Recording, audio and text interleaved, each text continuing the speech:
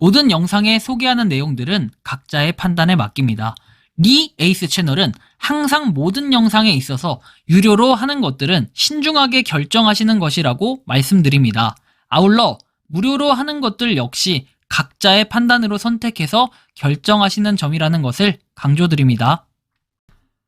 안녕하세요, 리 에이스입니다. 자, 여러분들 이번 시간은 파이코인 시티뱅크 인도네시아 한번 살펴보도록 할게요. 일단 인도네시아의 시티뱅크에서는 파이코인에 대해서 뭔가 긍정적인 생각을 가지고 있는 것 같아요. 그래서 이 부분과 관련해가지고 일단 제보를 주신 분이 있습니다.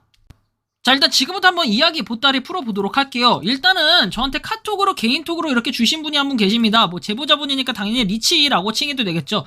자, 리치 타짜님께서 이렇게 말씀을 하십니다. 진짜 타짜신 것 같아요. 탁 치는 게 타짜 타타타타타 쳐버립니다. 자, 일단 형님 해가지고 이 기사 신빙성 있나요? 라고 얘기를 하십니다. 과연 이게 뭘까? 일단 시티뱅크 있고 파이코인이 있는데 과연 이게 뭘까? 약간 물음표스러운데 좀 자세하게 한번 심층적으로 살펴보도록 할게요. 자, 시티뱅크.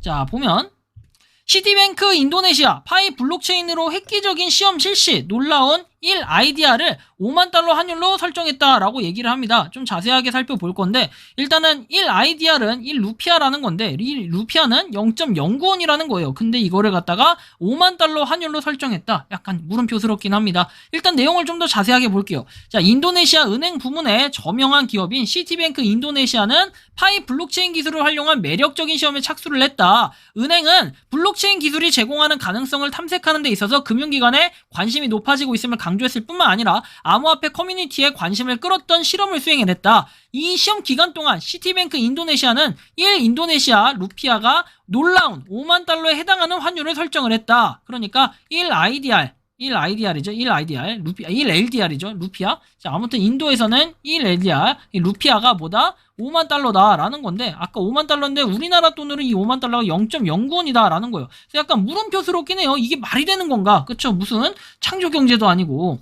자, 파이 블록체인의 안전하고 투명한 방식을 활용해서 시티뱅크 인도네시아는 전례 없는 규모와 효율성으로 거래를 수행할 수 있는 타당성을 탐색을 했다. 이 시험은 더 빠르고 안전한 거래, 그리고 비용 절감, 향상된 투명성 측면에서 블록체인이 보유한 엄청난 잠재력을 보여주었다. 시티뱅크 인도네시아가 수행한 실험은 블록체인 기술을 수용하는 기존 금융기관의 관심 증가를 강조하면서 암호화폐 커뮤니티 내에서 호기심과 흥분을 일으켰다. 그리고 이 움직임은 은행이 블록체인의 혁신의 힘과 금융 프로세스를 재구성할 수 있는 능력을 인식하면서 사고방식의 상당한 변화를 의미한다. 일단은 결국에는 뭐 파이코인 자체를 이 시티뱅크라든지 이런 은행들에 뭔가 편성을 시키겠다, 이런 의지로 좀 보여집니다. 하지만 이것은 이 단순히 한 개의 은행에서만 해야 되는 게 아니라 여러 은행들에서 시행을 해야 되고 이거에 대한 힘이 좀 더 실려야 된다라는 거예요. 이 힘이 실리지 않는다면은 결국에 이것도 좀 제대로 이루어지지 않는 이런 부분도 분명히 존재할 테니까요. 자, 추가적으로 이 시티뱅크 인도네시아는 블록체인 기술을 적극적으로 탐색함으로써 혁신의 최전선에 머물고 빠르게 진화하는 디지털 환경에서 관련성을 유지하겠다는 약속을 보여주고 있다. 그래서 시티뱅크 인도네시아의 이니셔티브는 전통적인 금융과 암호화폐 세계 간의 협력 가능성을 강조한다라고 얘기를 해요. 시험이 종료됨에 따라 이 실험에서 얻은 결과의 통찰력은 여지없이 시티뱅크 인도네시아의 미래 전략과 이니셔티브를 형성할 것이다. 이 시험의 성공은 은행의 블록체인의 잠재력을 탐구하는 선구자로 자리매김할 뿐만 아니라 다른 금융기관이 암호화폐의 영역을 탐구하고 블록체인 기술의 변혁적 힘을 수용할 수 있도록 하는 영감을 주는 것을 말한다라는 건데, 솔직히 제가 이 글만 보고 좀 잘못 이해하고 있는 걸 수도 있겠지만 여러분들이 보세요. 아까 1 루피아가 1 루피아가 얼마예요? 0.09원짜리인데 이거를 갖다가 5만 달러라고 이렇게 칭하고 다닌다. 이거 마치 무슨 파이코인이 31만 4,159달러를 갖다가 뭔가 비교하면서 하려는 약간 돌려가기 같은 느낌도 약간 들어요. 그래서 이게 물론 긍정적인 내용이라고 해가지고 접목시켜서 연관지어가지고 블록체인과 연관져서 결국에 파이코인의 가치를 이만큼 끌어올리겠다라는 이런 의지처럼 좀 보이기도 하는 것 같아요.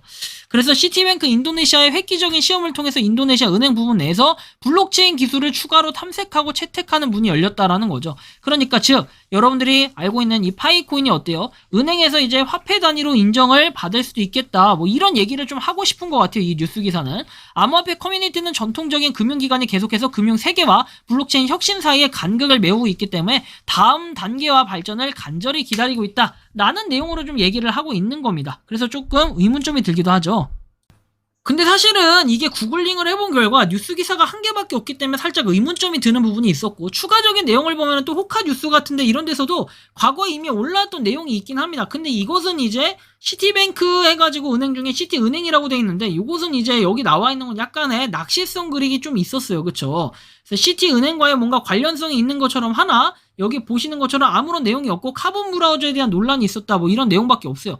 그리고 뭐 시티뱅크 해가지고 나와는 있는데 언급된 은행이라고 해서 엑세스뱅크, 시티은행 등등등 쭉 되어는 있지만 뭐 이거에 대한 게 전부예요. 딱히 이거 말고는 없었다라는 거죠. 그래서 전 이게 의문점이 들고 이거 자체가 좀 날조 같은 이런 생각이 좀 드는 겁니다. 그래서 지금 봤을 때는 이 시티뱅크 아직도 요 글이 존재는 하네요. 그죠? 그래서 보면 은행이 통합이 돼가지고 파이 네트워크의 프로젝트의 위대함에 대해, 그리고 공통 통화가 될 준비가 돼 있다라고 얘기하지만 실질적으로 이게 거짓 뉴스, 약간 요거의 가능성이 높다라고 보시면 될 것 같아요. 왜냐면 그럴 정도면은 이미 시티뱅크는 이름을 알렸어요. 그쵸? 그리고 나서 뭐 뉴스 기사에도 다양하게 떴어야 되고, 이거에 대해서 우리가 국내에서 파이코인 언급만 했다면은 그 뉴스 기사가 떴다가 방이 돼가지고 아예 이렇게 좌표가 찍혀요. KB은행 블로그처럼요. KB은행이 아니라 뭐였죠? KB증권이었죠. KB증권 블로그처럼 좌표가 찍혀버리게 돼요. 그러면 여기 가가지고 사람들이 이거 보고 궁금해서 막 살펴보는 거예요. 근데 시티뱅크 같은 경우는 어때요? 그런 기사들이나 그런 내용들이 거의 없다라는 거죠. 전혀 없어요. 그래서 제가 봤을 때는 그래요. 뭐 파이코인이 시티뱅크하고 정말 뭔가 하고 있더라도 이렇게 바보 멍청이 똥개가 아닌 이상은 대놓고 이런 식으로 하진 않는다. 그리고 시티뱅크가 뭐 인도네시아 시티뱅크라고 하는데 실질적으로 이것도 실체가 없다라는 거예요. 그거에 대한 관련 자료나 내용들이 너무 부족하고 그냥 글로만 떠들고 하면은 저도 그냥 유튜브 만들고 기사 쓰고 글 쓰고 이렇게도 그냥 막말을 좀 실현을 하는 것 같긴 하지만 막말을 할 수도 있다는 거예요. 그리고 뭐 파이코인 너무 잘 될 거야. 그리고 많은 은행들하고 이미 알게 모르게 다 계약을 했다. 이렇게 얘기할 수도 있는 거 아니에요. 하지만 이거에 대해서 공개를 한 적이 없어요. 공식적으로는. 그쵸? 은행에 대한 것은 일단 파이코인이 관심을 안 갖는지는 알 수가 없다. 하지만 이 은행은 모르겠지만 우리가 다른 뭐 대기업이라든지 그 기업들에서는 관심을 가지고 있는 사람들이 있어요. 특히 대기업에 우리나라 대기업만 봐도요. 일부 기업인들이나 아니면 기업에 다니고 있는 회사원들한테 물어보면 뭐라고 하냐면은 파이코인에 대해서 아주 잘 알고 있고 어떤 분은 파이코인을 열심히 모으고 있다. 이런 얘기를 하시는 분도 있고 제 주변에도 실제로 지인분들이라든지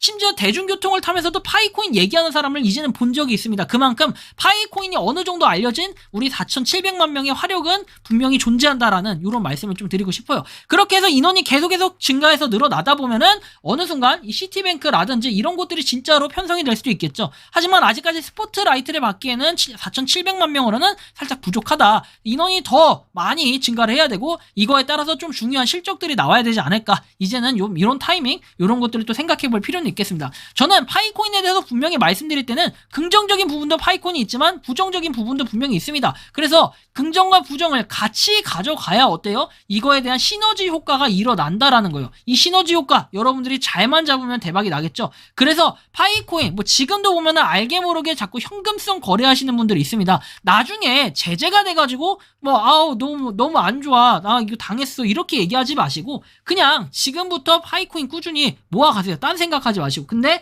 뭐 물품으로 내가 구매하고 싶다 하시는 분들은 구매도 한번 해보시고 새로운 경험을 한번 해보시는 것도 나쁘진 않겠다. 다만 저처럼 선택권이 없는 사람들은 뭐예요? 결국에는 존버 아니겠습니까? 그래서 이 존버라는 것은 우리같이 어쩔 수 없는 상황, 일이 이러지도 저러지도 못할 때 일어나는 것들이 바로 존버입니다. 존버. 그래서 우리는 지금 존버의 현상을 강제로 겪고 있지만 이 또한 지나가리라. 분명히 좋은 결과는 언젠간 나타날 것입니다. 그렇기 때문에 여러분들 좀 더 기다리면서 살펴볼 필요는 있겠다. 좀 이런 말씀을 드리고 싶네요. 여러분들이 생각하는 파이코인은 어떠십니까? 저 같은 경우에 이 파이코인 그래도 긍정적으로 생각하고 있고 좋은 방향으로 나아가기 위해 뭔가 하나씩 노력은 코어팀에서 하고는 있는 것 같아요. 하지만 그게 표면적으로 그 결과물로 나타나려면 시간이 좀 더 걸리지 않을까 싶기도 합니다. 이제 밥에 누룽지가 다 돼갈 때입니다. 우리가 이제 2분기가 아니라 3분기에 접어들었죠. 3분기 그리고 상반기에 접어들었기 때문에 이거에 대한 추진력을 가지고 또 앞으로 쭉쭉 나아가면서 2023년도는 과연 어떤 일들이 앞으로 일어날지 좀 기대가 되는 상황, 그 다음에 기대가 아닌 실망이 되는 상황일 수도 있지만